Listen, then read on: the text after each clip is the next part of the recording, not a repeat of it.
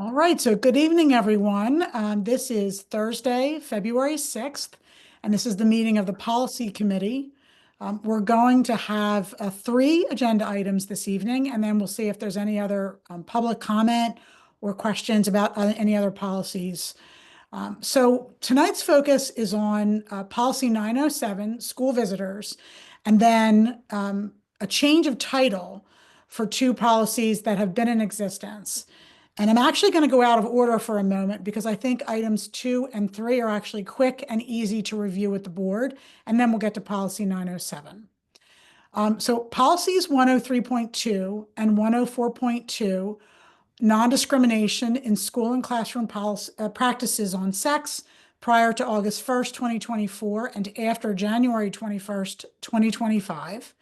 And policy 104.2, non-discrimination in employment and contract practices on sex prior to August 1st, 2024, and after January 21st, 2025, are the result of a change through executive order by our new presidential administration on January 21st in regards to Title IX. You may recall that we had conversations last summer regarding a switch by former President Biden to in April of 2024 that we would have new guidelines under Title IX that would specifically include sexual orientation and gender identity within the context of Title IX. President Trump has rescinded those changes effective January 21st. And so, as you know, we had several different versions of the Title IX policies, which are reflected in 103 and 104. So we have policy guidance prior to 2020, when the original changes occurred under President Biden. Then we have policies that were in place from last August 1st through January 20th, also under President Biden. And then now we will have Title IX reverting back to the 2020 version of Title IX. And so we've asked our legal support, our legal counsel, for guidance on how best to accommodate this. And because we already had the policy documents in place, all we need to do is add the "and after January 21st, 2025 to the existing version, which is the .2s, 103.2 and 104.2, that reflect the 2020 version of Title IX. So I know that might sound more complicated than it is, but please let me know, do you have any questions about our need to make these adjustments under new federal guidance? No, not at this time. I do have another question probably related to it, but I'll postpone until then. Okay, no problem. Mrs. Hubley or Dr. Aberle, any questions about this? No, I don't have any questions, but like about the kind of timeline, I do have a specific question about one of the aspects of one of I think it's the 104 policy, but like please, Sean McConkey. Yeah, feel free to ask it if it's related to this particular policy. So under reporting, because I was trying to do some homework ahead of the meeting and just look at kind of like the text that was in there. The only thing that kind of stood out to me is under reporting, it says all non-students can report any incidents of sex-based harassments to the Title IX coordinator. Is there room to have like and administration or something? Because, you know, what happens if it's against the Title IX coordinator? Yes, it's a great question. And so in that instance, we actually have language that indicates that it would then come to me. So our Title IX coordinator for the 104s, which are related to staff to staff accusations of discrimination or harassment, go through our Office of Human Resources. If it were the Director of Human Resources who was the subject of that complaint, it would come to me.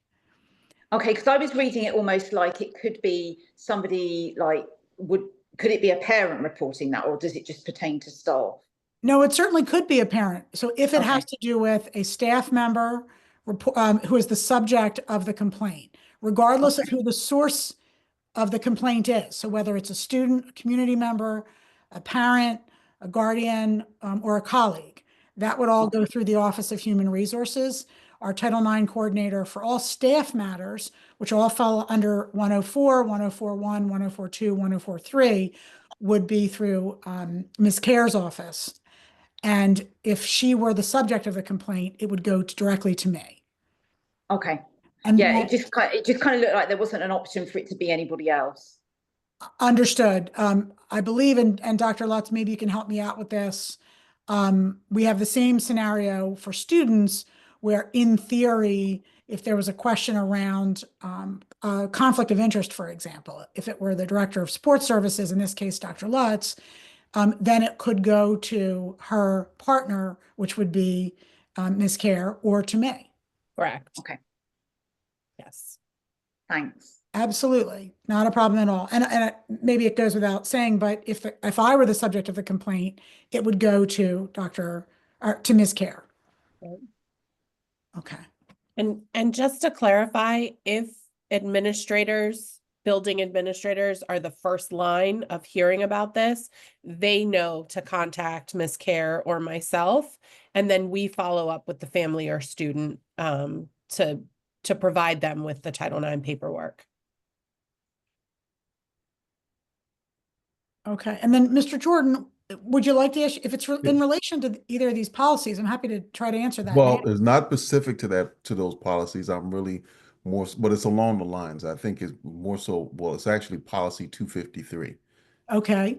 And how does this, knowing that we're changing this and knowing what the administration has, so say the presidential administration or federal administration has done in, I guess, the last few days, is that something that we need to adjust, or are we looking to keep as is until mandates come down? It's a great question.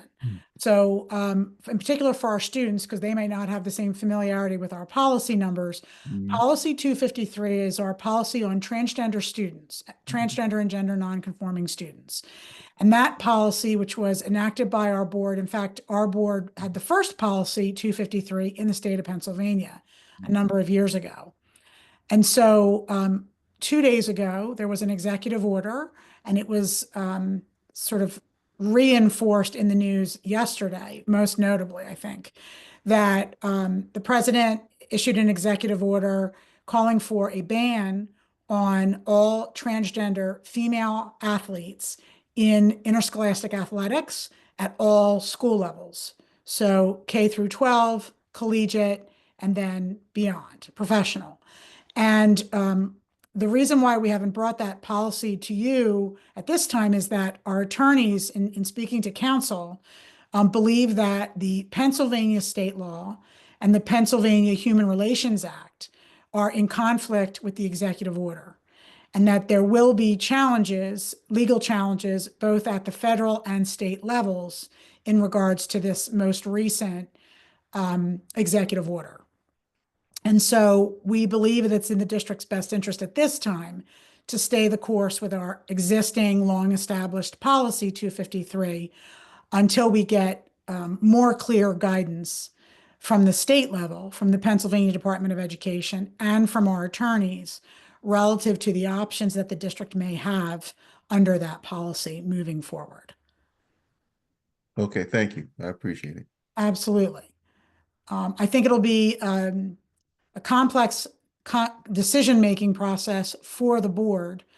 The part of the executive order indicates, hello, Mr. Needleman, welcome to the meeting.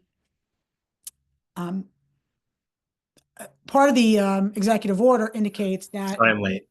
absolutely that the Department of Education issue guidance that includes potential consequences in loss of federal funds, for example, for school districts who refuse to comply with the order. But again, we do anticipate both federal and state lawsuits, and perhaps even lawsuits from school districts in regards to this particular executive order. And so our legal counsel recommendation is that we stay the course at this time and wait to see what will happen through the court systems, because again, the Pennsylvania Human Relations Act is in direct conflict with the most recent executive order. So, Mr. Needleman, the question from Mr. Jordan, and you have some particular legal background in this area, is, what should we be doing, if anything, in regards to policy 253?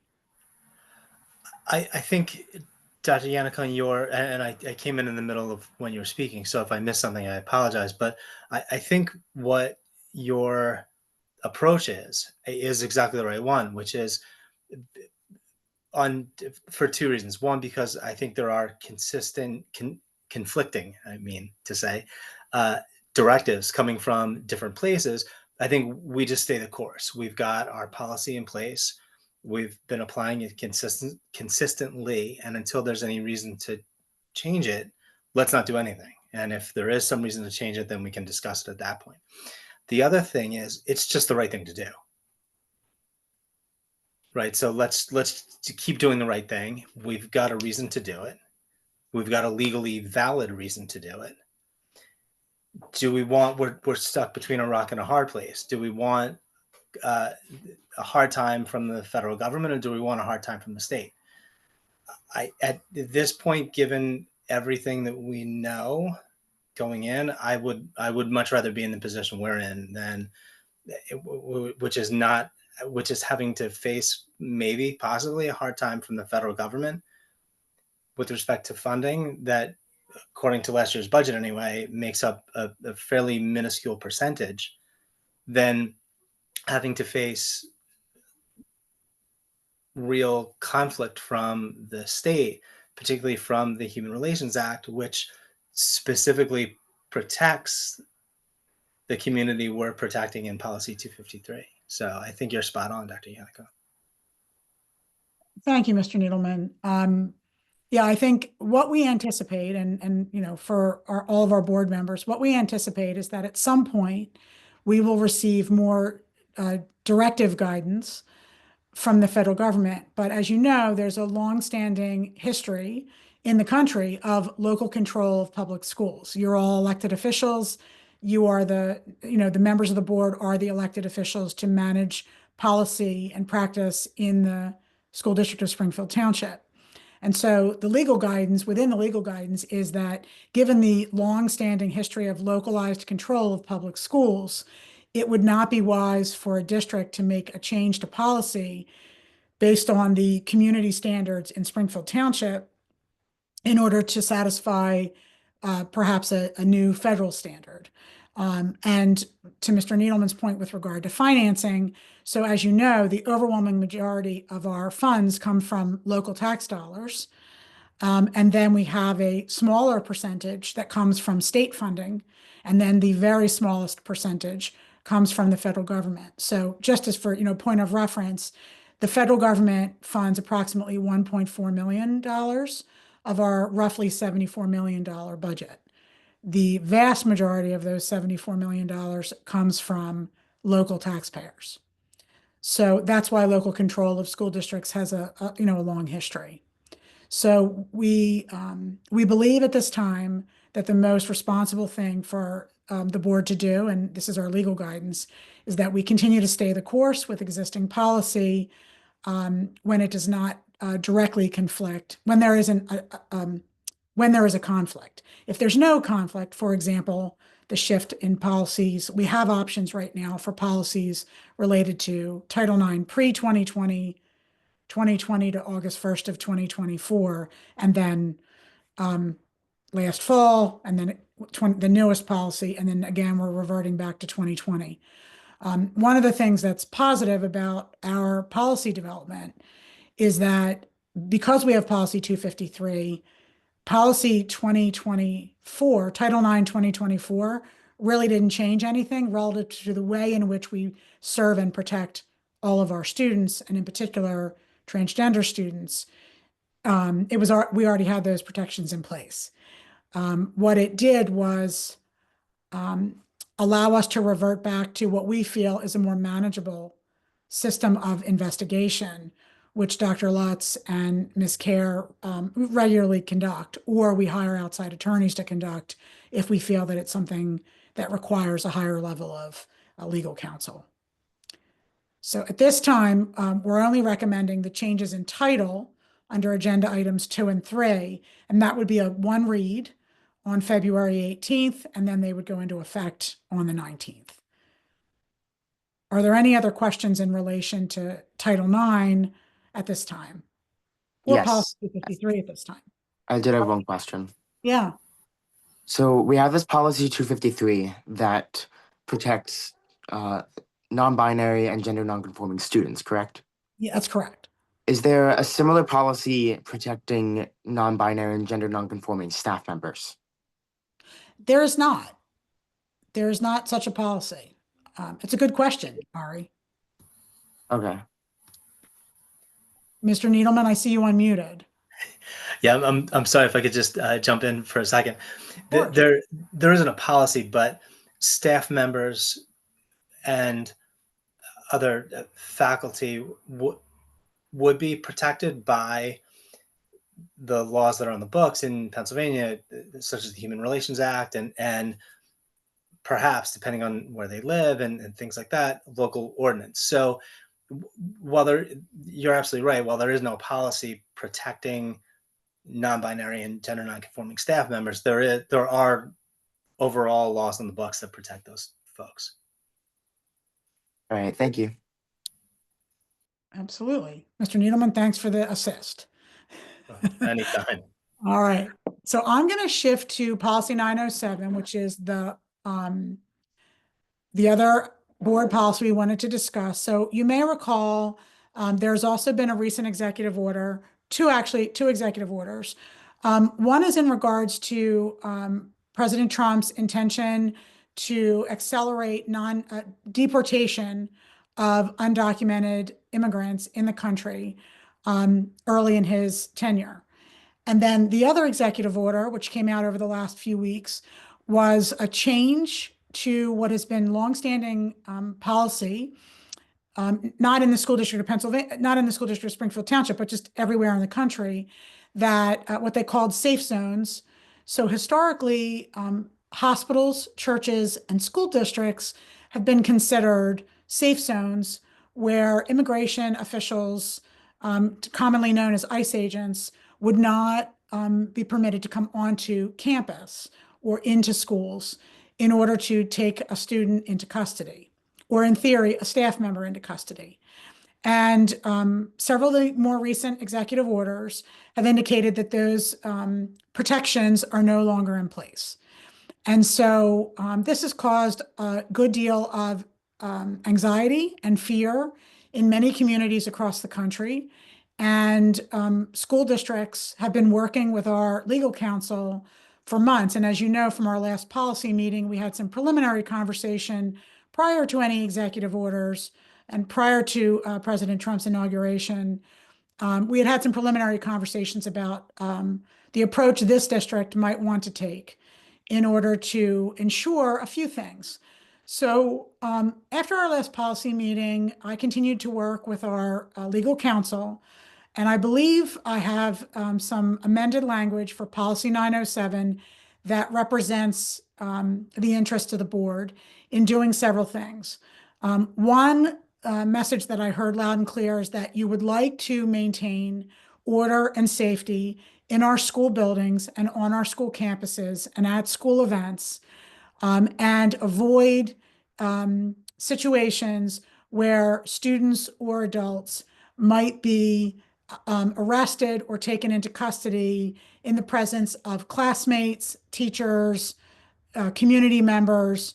I believe Ari and Bryn, you may have actually specifically made mention at our last meeting of the potential trauma that could cause to yourselves and your classmates. And for our board members, I know that was an interest. And so we've tried to add language that would answer those concerns. In addition to that, I think there was consensus that it's our obligation to uphold the law And so that if there were a lawful order, that we would follow it in a manner that would be ethical, as caring and empathetic as it could be, but would certainly uphold the law. And that would clarify for the community what we would be doing as a district. And so the recommendation was that we amend policy 907, which is focused on school visitors. And you'll see here under guidelines, 4.5 paragraphs that we've added that I wanted you to take a look at and see if this answers the areas that you were interested in addressing. So I'm going to read this. The district will not release a student into the custody of a visitor, which includes but is not limited to governmental officials, unless the visitor is a person in parental relation to the student, produces written permission from a person in parental relation and verifies their identity, or produces a properly issued court order, bench warrant, or judicial warrant to take the student into custody. Law enforcement and community agencies intending to meet with a student and or take a student into custody without advance notice or a scheduled appointment must present a properly issued court order, bench warrant, or judicial warrant to the office of the superintendent and be approved by the superintendent or their designee prior to being admitted entrance into any school building, school bus, or area designated as non-public during school hours or during school-sponsored events. This includes, but is not limited to, playgrounds, athletic fields, bus stops, school buses, athletic contests, concerts, plays, or school events held for students and their families. The superintendent or designee shall develop administrative regulations to implement this policy and 1, control access to school buildings, 2, control access to school classrooms, 3, control access to all areas designated as non-public during school hours and or during school events, 4, manage the release of students to persons who are not the student's parents or guardians. Failure to comply with this policy shall result in more limited access to the school as determined by the building principal, consistent with board policies, administrative regulations, school rules, and federal and state law and regulations. And then these guidelines do not apply to emergency situations in which the district requests the assistance of emergency personnel. So I'll just summarize paragraph by paragraph. So the first paragraph is essentially identifying who might be considered a non-approved school visitor under immigration, new immigration expectations and immigration enforcement expectations. The second paragraph is designed to clarify who is responsible to verify the identity of the law enforcement officer, because you may or may not be aware there have been some impersonations of ICE officers across the country in recent weeks, most closely at Temple University. It also clarifies that our campuses are considered not open to the public during school hours and during school events. So for example, we have signage up that says you can't walk the track during a football game.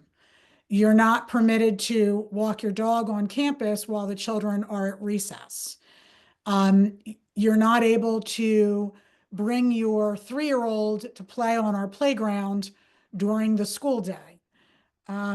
And so there are lots of rules around what is non-public and public space, and school campuses are considered non-public space during the course of school days, or we can close them to the public for school district events. So as an example, somebody can't come in with a basketball and say, I'd like to use the gym, and we're in the middle of a basketball practice, right? They're not allowed to shoot at one end of the court while our kids are practicing at the other.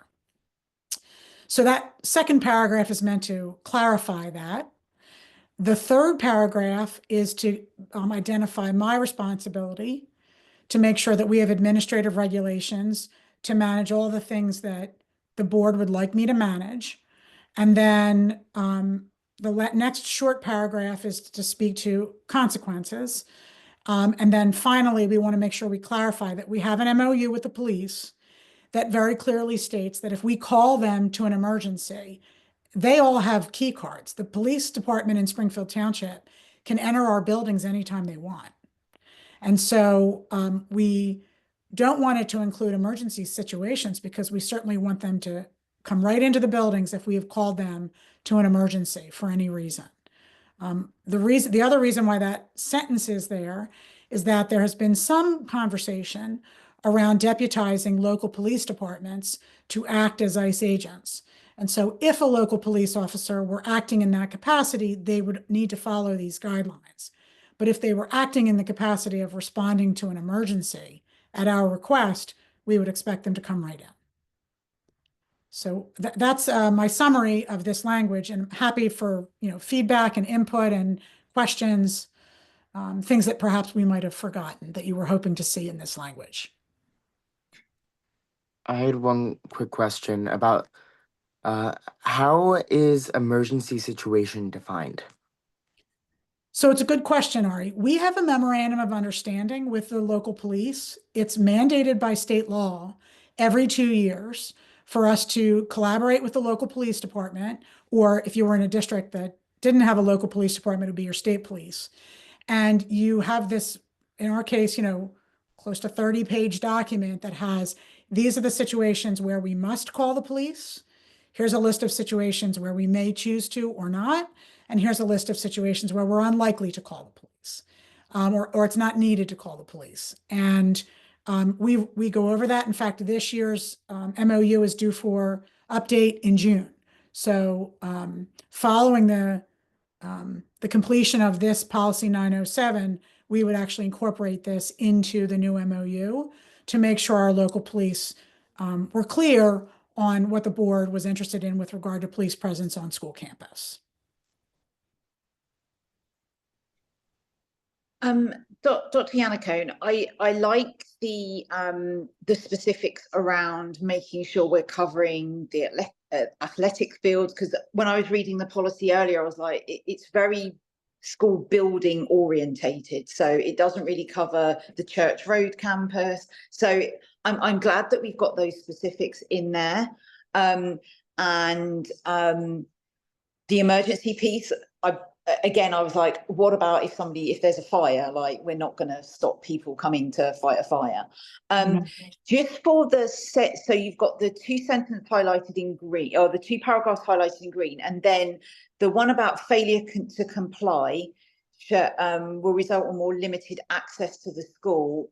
Can we maybe have that school and associated properties? Because when I was like I say, when I was originally reading this, it was very like building orientated, and the other piece around outside visitors, as I was reading it, it was kind of interesting because we have a lot of community use outside. Like this really pertains to when school is in session. Like not every door is locked when it's community swim time, when there's a school board meeting on, right? People don't come through the main entrance and register and get a visitor pass. So I think it's like making sure that it's really clear that this applies when school is in session, or however that's determined.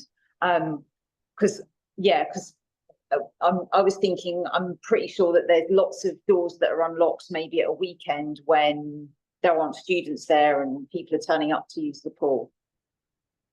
Okay. Does adding the words as I've just done, campuses and facilities, help to meet your expectation? Yeah, I think that's good. Okay. Well, Dr. Yannicone, along that note, I just wanted to ask about like school-sponsored trips. Okay. I'm not sure that's necessarily that covered anywhere, because I don't necessarily see it, because it says it's normally it's talking about buildings and stuff, but yeah, so I can add, let me add that right here. I think that might make sense to put here. I can do field trips. yeah. Okay. And do you know if we would have also, I mean, this is kind of like, just trying to think about what could happen. What about if like teams travel to like other schools? I mean, are we then under like what their policies would be? Like if there's like an athletic event, like at Cheltenham, for example. Yes, I mean, to be frank, the school bus ride to that location would fall underneath our jurisdiction. But once we arrive at another district, we are under their rules.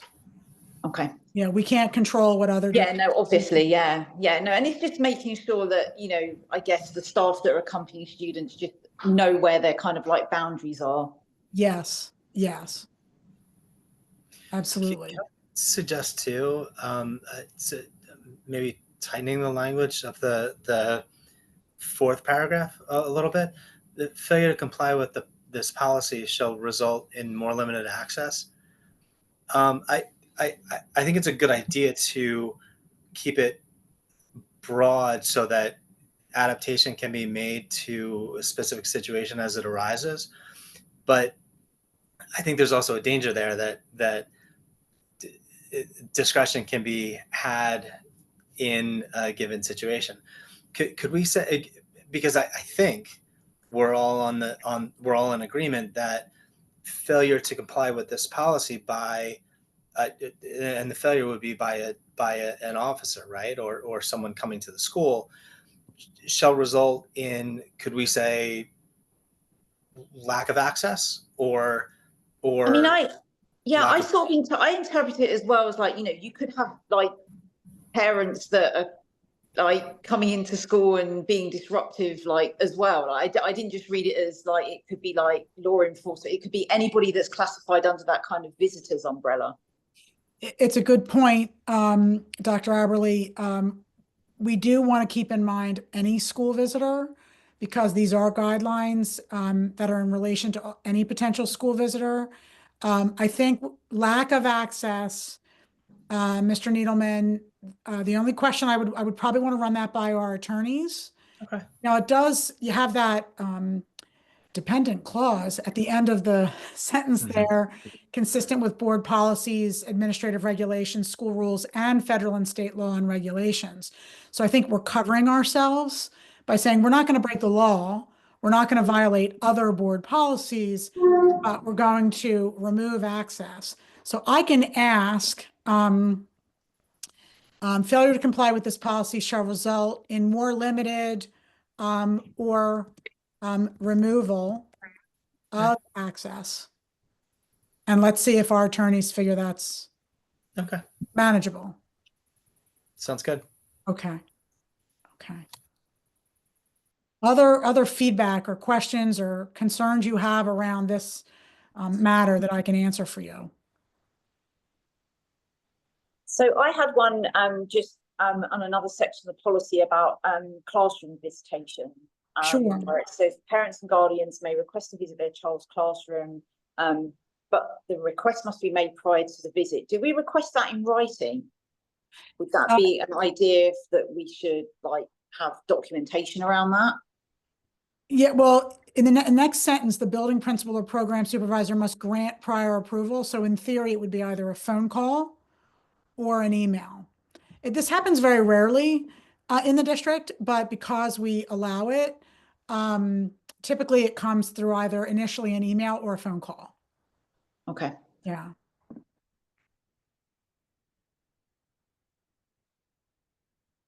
Are there any other questions around this policy, or Dr. Lutz, have I missed anything you think that is worthwhile to mention? No, I think. Oh, I actually have one other question around the guidelines where it says upon arrival at the school, visitors must register in the office. They may provide any required information or identification. So is there an example where you don't need identification because it's an or statement? There really isn't. At this point, you must be raptored in. Yeah. So now, I will say that we have occasions where we pre-raptor.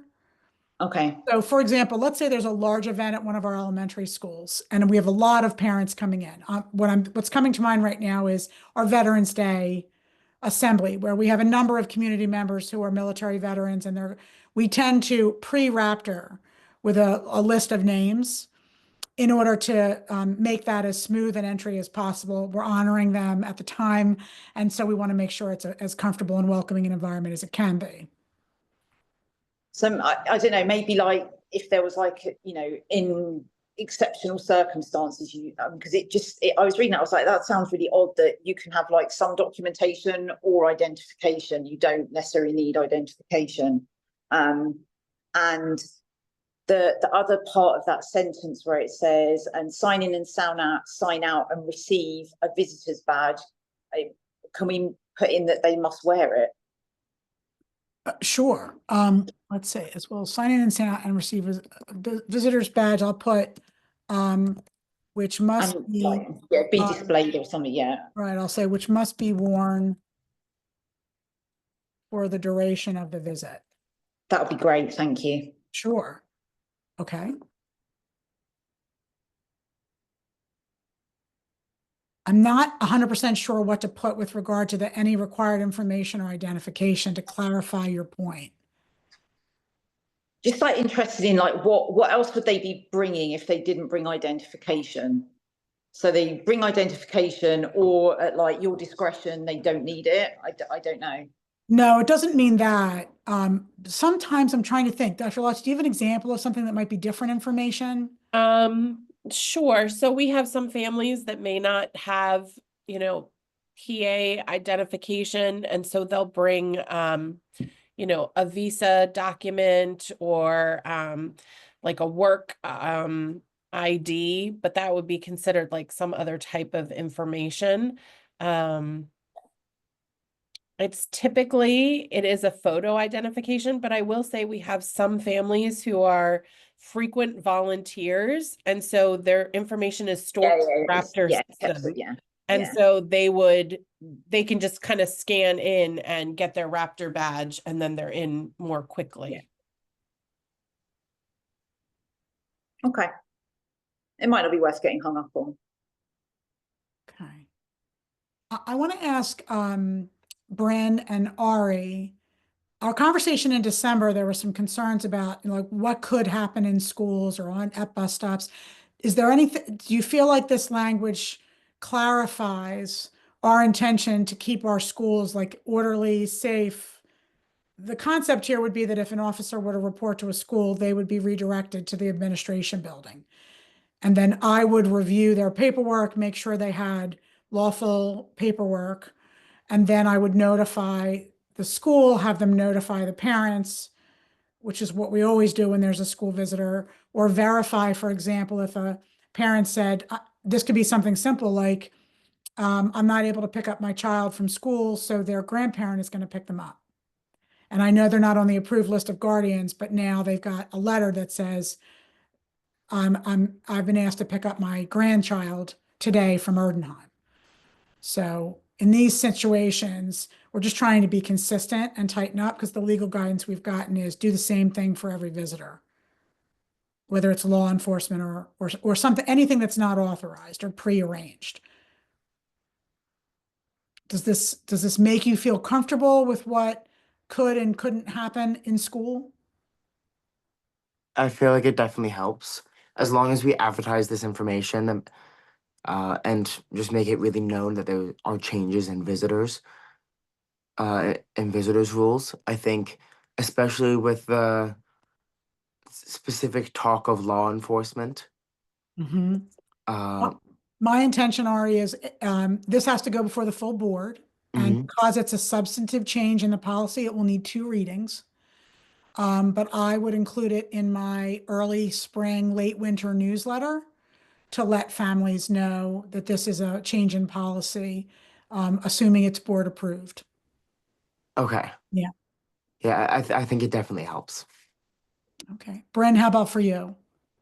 I agree. I think that this is definitely like it makes sense. It's a good step. I also do think that this will allow students to feel safer. And I think that it's not a completely like a big jump from where we are now. I think it's just like it's not an insane measure that we're taking. So I think it makes sense. I think it's a good change. Okay, thanks. Thank you both. Mrs. Hubley, anything you want to add or ask about this? No, I think it all makes sense. I think it's just clarifying, being a little bit more direct in what we're saying. So I think it's great. Okay, I appreciate that. So our intention would be, based on that 3rd paragraph, that once this is board approved, we would codify our administrative regulations. We've already started to draft them. And then that's exactly how we would proceed from this point forward. Okay. All right, so you're comfortable with me bringing, I'm sorry, Mr. Jordan, did you have No, a no, no. I'll say question? thank you for the reading and the revisions. I greatly appreciate it. We can look forward to bringing this to the full board.